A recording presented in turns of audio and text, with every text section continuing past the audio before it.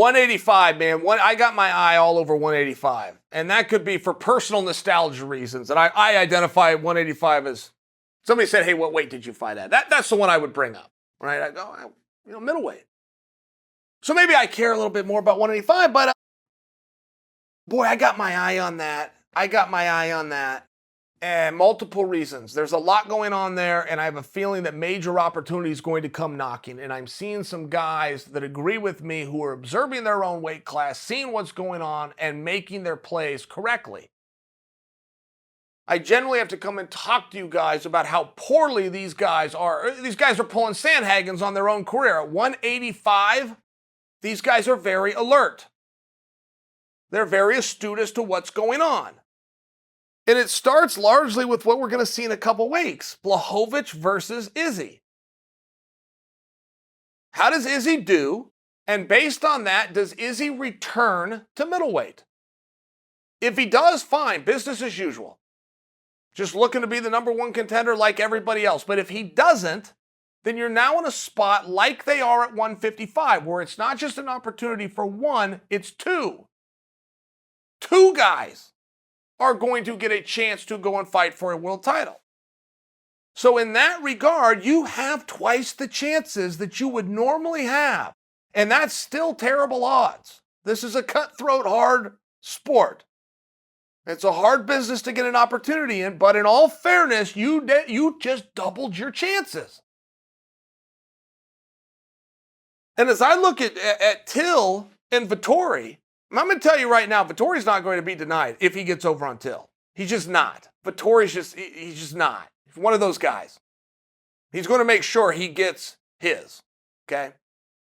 Then you have Kelvin Gastelum saving his career, looking incredible against a stud.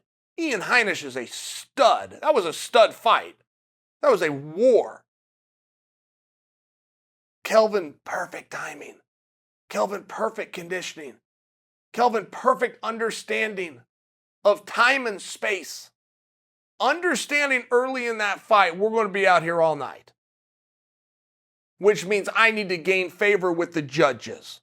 Which means I need to control X amount of round. I mean, the math, the algebra, the geometry, the trigonometry, the calculus going on in Kelvin's mind, breaking this fight down. I'm watching the whole thing happen. Smart enough to call for being the replacement fighter. I was just talking about Till Vettori. Kelvin smart enough to call and position himself as a replacement fighter for Whitaker, Paulo Costa. Now, you don't have to put on your Colombo rain jacket to understand between the two matches I just said. Yes, those are the two and the only two that are being looked at, but they are different. Paulo Costa, Robert Whitaker, that's the one. Whoever comes out of that is going to be in a very, very keen position. And I will go as far as to tell you, whoever comes out of that will be fighting for a championship in the absence of Adesanya's return. If Adesanya does not return and two new guys are going to go and fight for the belt that he left behind, the winner of Paulo Costa and Robert Whitaker, one of them will get the guy, will be the guy. With that said, I cannot make you that same guarantee should Izzy return, because now you lack parity. Just ask yourself as a fan, do you want to see Whitaker or Paulo Costa, who are extremely uncompetitive, fight Adesanya? Yeah, sure you do. But do you want to see that? Or would you rather see Vettori mix it up and get Adesanya? Would you rather see Till mix it up, have some parity, and get into Adesanya? You see where it becomes a problem. So even though the bigger and more premier fight that is going to get more eyeballs and more attention is Paulo Costa and Whitaker, even though that's all true, the greater chances are going to go to the winner of Till Vettori. And now you have Kelvin Gastelum inserting himself back in there. So it's one of these things to watch these 85-pounders who had the respect enough for their own career to follow their own damn division, which shockingly, not everyone does. Shockingly. Not everyone does. By the way, Heinisch, total stud. I knew Heinisch was a stud going into that fight. I like him even more now. I mean, he was doing some stuff in that fight with Kelvin. When's the last time you've seen Ian Heinisch lock on a Kimura and start to rip a guy's arm off, right? Oh, by the way, he did it twice. Heinisch was fighting. And Heinisch has spoke many, I'm not speaking out of school here, okay? Heinisch has spoke many times to the fact that he did a stint at Rutgers Island. Go, man, what exactly gets you into Rutgers? My understanding, that's a pretty rough, that's not a geographical location. I can tell you how you could end up in the state pen here in Oregon. Commit a crime against the state in Oregon. But I think that Rutgers is a little bit different. I think that Rutgers is like for a select few of bad boys and they get sent over there. But he spoke about it a number of times. He's never hit, has never been a secret. Nobody ever told me why. And Heinisch is an old wrestler. Won a couple of state titles. I'm trying to think where. I believe in Colorado. But he even did some junior college wrestling in northern Idaho. Not too far from me. So somewhere along the way, his parents get divorced. He gets depressed. And somehow he falls in to selling ecstasy on the street. Well, he sold a lot of ecstasy. And when he was grabbed, wherever he was grabbed, there was something about 10,000. 10,000 tablets of this, or 10,000 was involved.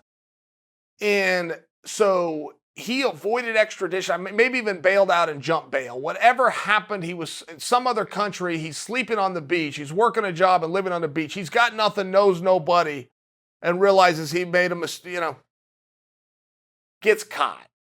So he does whatever he has to do where he gets picked up, and then they send him back, and the government's mad at him, and he ends up in Rutgers Island. So I only bring that to you so you do understand. I do feel that the story as to why he was there is somewhat important, because the speculation could be damaging. He was not a violent man. This was not a violent man who sought out to hurt somebody. This was a 21-year-old that did some really stupid stuff as a 21-year-old and fully paid his debt. Fully paid his debt. Twice. We're square. We're square with Heinisch. But he's also a hell of a fighter. He's a mean fighter. But he's a sportsman. The second that ref says stop, he stops. But boy, when that ref says go, he goes. And as I do look at 185, I'm not ready to dismiss him just because he got beat. Heinisch is going to matter in that division. The same as the loser of Till and Vettori, just by example. They're going to matter within that division. And the same with the loser of Costa and Robert Whitaker. We got some really interesting guys right now, and they're all vying for the same thing, which is to fight the baddest dude out there. Who is Adesanya? I mean, in all fairness, you've got 5 guys that are trying to fight the guy that John Jones didn't want to fight. And that's not a knock on John Jones. I'm complimenting Adesanya, and then I'm complimenting 5 other guys that aren't scared, that want the opportunity.